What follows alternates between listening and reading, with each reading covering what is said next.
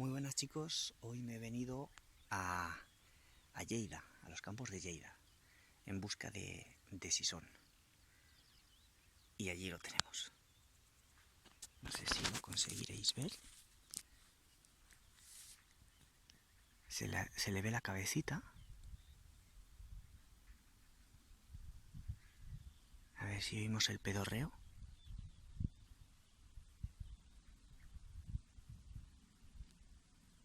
Ojo que se oyen dos ahora. Ahora ha escondido la cabeza. Se le ve. Hay dos. ¿Oís el pedorreo?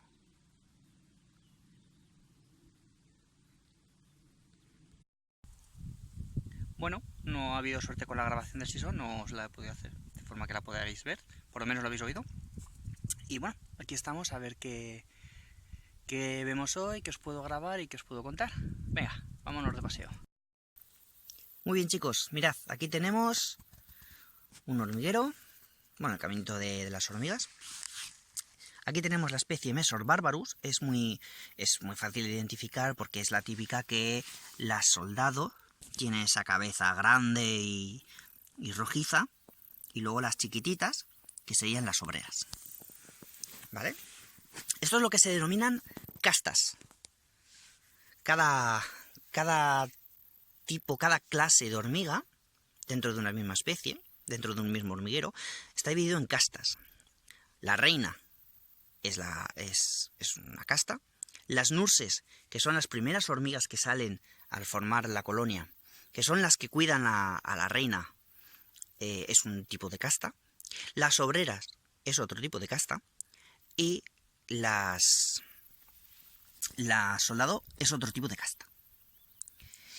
Y esto me sirve para explicaros una cosa que yo encuentro absolutamente fantástica, que es cómo se autorregula un hormiguero. Me voy a explicar. Si tú a un hormiguero le quitas todas las hormigas soldado, aquí tenemos una, a ver que la enfoque bien, a ver que no pillo yo ahora. Bueno, aquí tenemos una soldado. Si le quitáramos a un hormiguero todas las hormigas soldado, el hormiguero lo sabría. Y de las larvas que tienen dentro del hormiguero, que están criando, saldrían soldados. Si por contra lo que hacemos es quitar las obreras, el hormiguero lo sabría. Y entonces de esas larvas que están dentro del hormiguero, de las cuales saldrán las hormigas adultas, saldrán solamente obreras. Es decir, el hormiguero en conjunto es consciente de las castas que tiene en todo momento, la cantidad de hormigas que hay por casta, y se autorregula. ¿Y cómo se autorregula? Vale. De los huevos de las hormigas, esos huevos son absolutamente idénticos todos. Todos. Y entonces, ¿qué es lo que determina que de ese huevo acabe saliendo una casta u otra? La alimentación de la larva. La alimentación de la larva es lo que condiciona la casta que tendrá en el futuro esa hormiga. Dependiendo de la alimentación, de la composición de esa alimentación, finalmente tendremos una hormiga soldado, una hormiga obrera, una nurse o incluso otra reina. ¿Cómo saben las hormigas que tienen que alimentar a las larvas para que salgan una casta u otra? ¿Vale? Ya sabemos qué es lo que hace que de ese huevo salga una casta u otra, pero nos falta saber cómo saben las hormigas qué alimentación es la que tienen que dar para que salga una cosa u otra. Bien, es todo química. Las hormigas, cada casta de hormigas, suministra un tipo de hormonas que es característica de de su casta. Si quitáramos las hormigas soldados, las hormigas notarían que esa hormona falta en el hormiguero, que hay un descenso de esa hormona, que hay absolutamente una falta total. Notarían que no hay, o que hay un descenso de esa hormona. ¿Cómo detecta? Bueno, y si quitáramos las obreras, pasaría lo mismo. La hormona que caracteriza a las obreras menguaría, descendería, desaparecería del todo, y las hormigas lo sabrían. ¿Cómo saben? ¿Cómo tienen esa constancia de las hormonas en el hormiguero? Las hormigas liberan esas hormonas y se las traspasan a otros miembros del hormiguero a través de las antenas, a través del alimento boca con boca. Hay varias formas. Entonces, ellas se van transmitiendo esas hormonas, y en el momento que notan que esas hormonas descienden, como comento, lo contrarrestan con la alimentación de las larvas en función a la casta que quieran corregir la tendencia. O sea, es absolutamente increíble cómo se autorregula un hormiguero. Esa conciencia, esa inteligencia que tiene el hormiguero, a mí me parece algo apasionante. Y todo a través de la química. Bien de la química de las hormonas, bien de la química del alimento a la larva que después supondrá una casta u otra. Me parece increíble. Bueno, no sé, lo veis, ¿verdad? Ahí tenéis buitres leonados. Se ve, bueno, de fondo se oye abejaruco. Ahí tenemos ese vuelo, como planean, esa vuela corta, esas alas anchas. Vale. Voy a parar un momento a ver si hubiera algún alimoche, un segundo. Bueno, pues quería ver si había algún alimoche, no había ninguno. Mala suerte, ya se verá más tarde, si acaso. Pero bueno, con el tema de los buitres, me he acordado de una cosa que yo creo que es interesante y que os quiero comentar. Normalmente, cuando hay un cadáver en el campo, bien sea por un ciervo, por una oveja, por una vaca, los primeros en llegar son los córvidos, las cornejas, los cuervos y tal. Ellos se alimentan de esas partes superficiales blandas, como pueda ser la lengua, como puedan ser los ojos y tal. Estos animales que tienen ese plumaje negro brillante, ese plumaje tan brillante lo que hace es emitir una serie de destellos con el sol, que es lo que permite a los buitres que están arriba localizar esos destellos. No localizan ese cadáver, localizan a través de los destellos de los córvidos, y entonces saben que está ahí el cadáver. Se decía hace tiempo que los buitres localizaban los cadáveres a través del olfato. No es cierto, es a través de la vista. Y entonces, pues bueno, las cornejas y los cuervos se van comiendo esas partes que hablábamos, y los buitres van dando vueltas. Cuando bajan, hay dos tipos en España tenemos el buitre leonado y el buitre negro. El primero en bajar suele ser el buitre negro. El buitre negro, que es el ave de mayor envergadura que tenemos en España, se alimenta de los músculos y todo esto, ¿vale? Entonces, baja, se alimenta del cadáver, de los músculos y tal, como digo. Y después el buitre leonado. El buitre leonado no tiene plumas en la cabeza.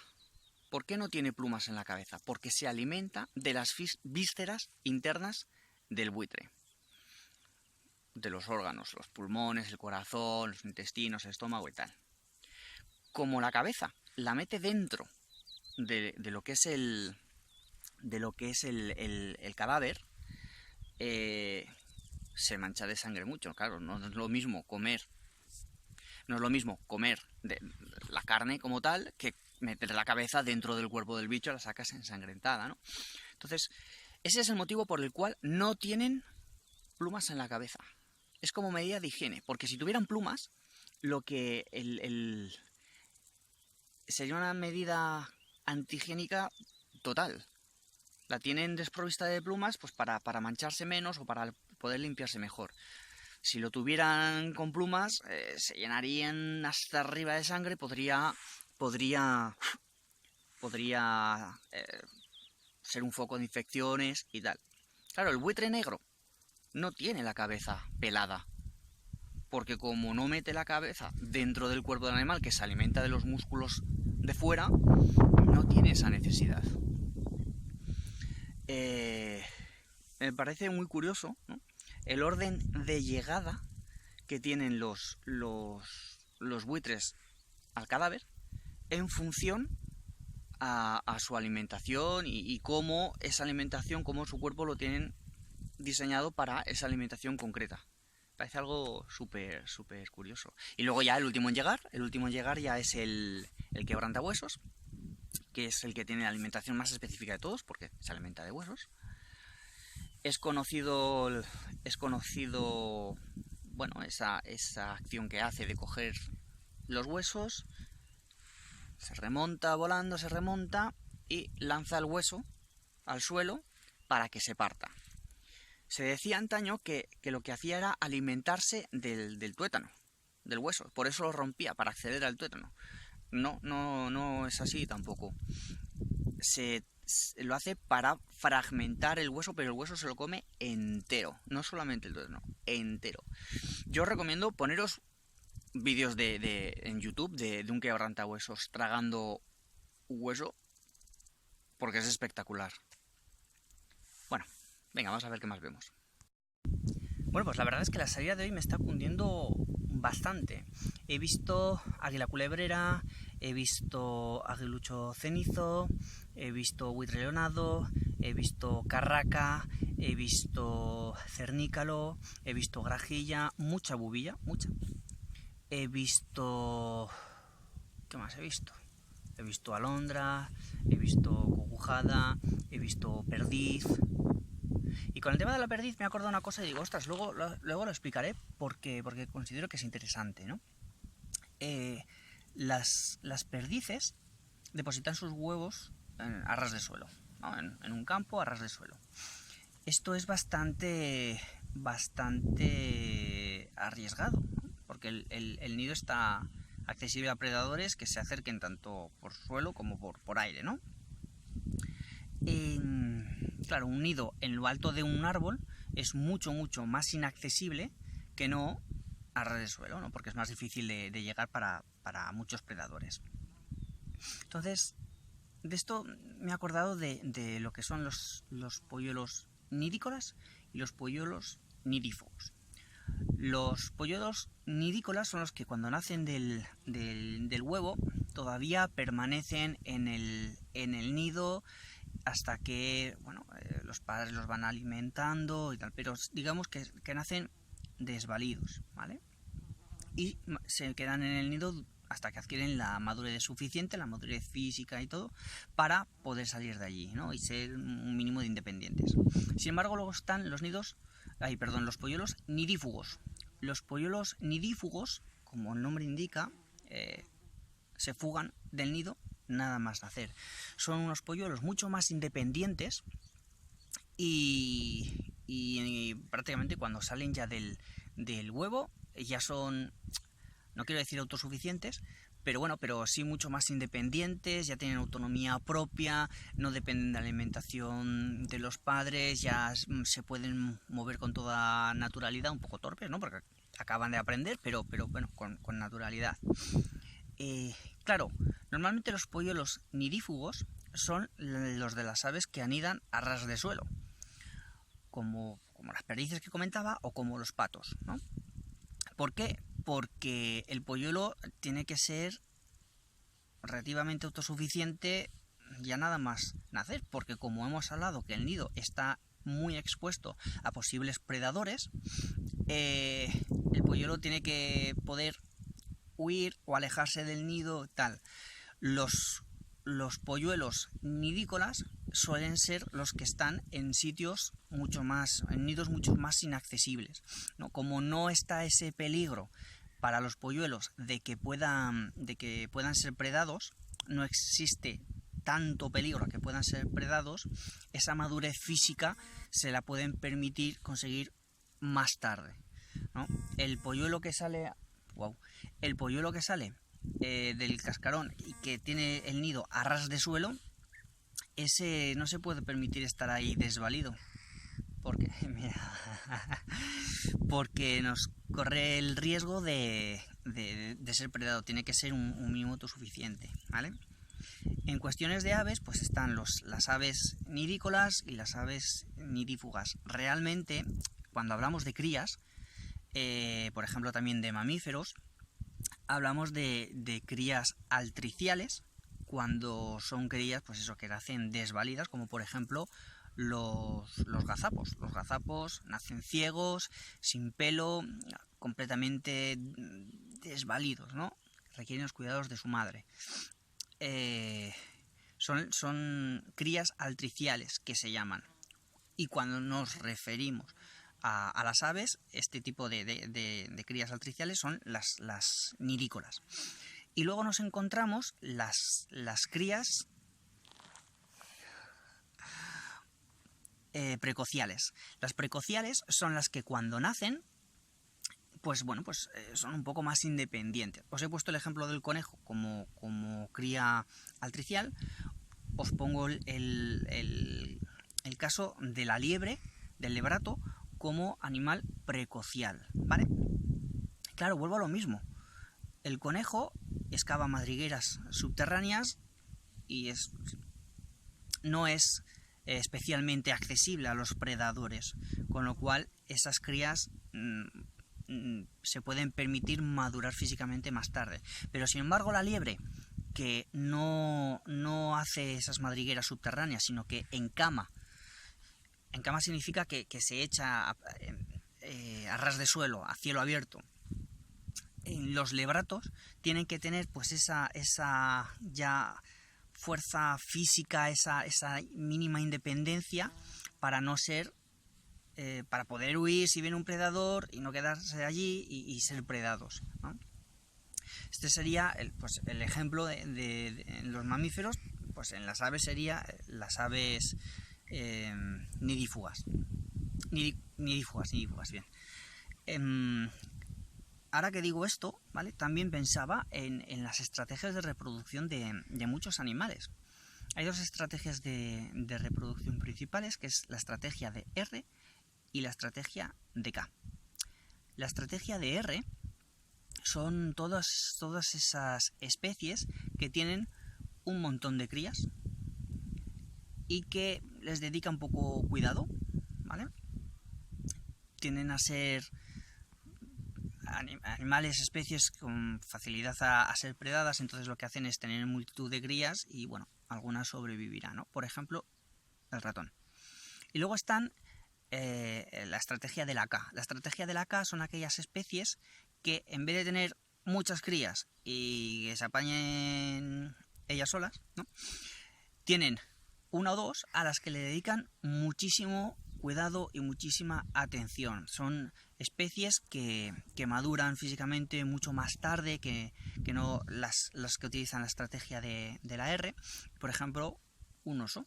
Un oso tiene pocas crías y permanecen con la madre un par de años hasta que ya son físicamente, bueno, ya son completamente, ya han crecido lo suficiente y ya pueden abandonar, ¿no? Pero mientras tanto, las madres les dedican muchísimo cuidado y muchísima atención, ¿vale? Para que os acordéis, estrategia de R, como el ejemplo del ratón, que tiene muchas crías, y la estrategia de K, como el koala, que solamente tiene una cría, ¿vale? Para que lo podéis memorizar. Todo esto viene porque estaba pensando en el tema de las estrategias de los polluelos, las estrategias de reproducción. Y hay una cosa que me llama mucho la atención, y es que, por ejemplo, las aves, cuando depositan los huevos, no hacen una puesta completa en el sentido de que puedan depositar, que depositan todos los huevos que son capaces de depositar, sino que los huevos que depositan van en función del alimento que puedan encontrar, de la competencia, etcétera, etcétera. Es decir, una ave que pueda llegar a depositar 6 huevos. 6. ¿Qué ocurre? Que cuando las condiciones son adecuadas, aunque es capaz de poner 6 huevos, pone solamente 3. Se ajusta, se autorregula la población en función a la cantidad de alimentos y estas cosas. Fijaros lo que hablábamos antes de la autorregulación de las hormigas en un hormiguero, en una colonia, y ahora volvemos a hablar de la autorregulación de las especies, de la cantidad de crías, cómo la naturaleza se autorregula por sí misma la mayoría de las veces y no se necesita, muchas veces no se necesitan cazadores que tengan que realizar esa gestión, que por propia naturaleza ya muchas veces se autorregula, como digo. Bueno, chicos, pues mirad, aquí tenemos un excremento de garduña, ¿veis? Y fijaros cómo está en mitad de un camino. Y qué camino tan bonito, ¿eh? Pues las garduñas lo que hacen es, cuando depositan los excrementos, hacen un marcaje. Uy, un cuervo. Depositan los excrementos en sitios visibles, es lo que se denomina marcar con el excremento. Vale, vamos a hacer este paseo, a ver que vemos que pinta chulo. Bueno, chicos, pues esto ha sido todo por hoy. Ha estado bien la excursión, ha cundido bastante, hemos visto cositas. La verdad es que la pena es que no haya podido grabar todos los bichos que he visto, pero no han sido unas observaciones tan buenas como para poder enfocar y tal. Pero bueno, hemos visto cositas, hemos hablado cositas. Entonces, bueno, espero que os haya gustado, que hayáis aprendido alguna cosilla nueva, que no supierais. Y nada, si os ha gustado, os invito a que suscribáis al canal de YouTube para que veáis más vídeos de los que tengo colgados. Y bueno, compartáis para ayudar a conocer un poquito la labor de divulgador de fauna que hago. Igualmente os invito a que leáis mi blog, entrepinosysembrados.blogspot.com, donde hablo y comento cosas de naturaleza, de medio ambiente, pues, rastreo, ornitología y estas cosas. Y eso es todo. Espero que os haya gustado. Nos vemos en otra ocasión. Hasta luego.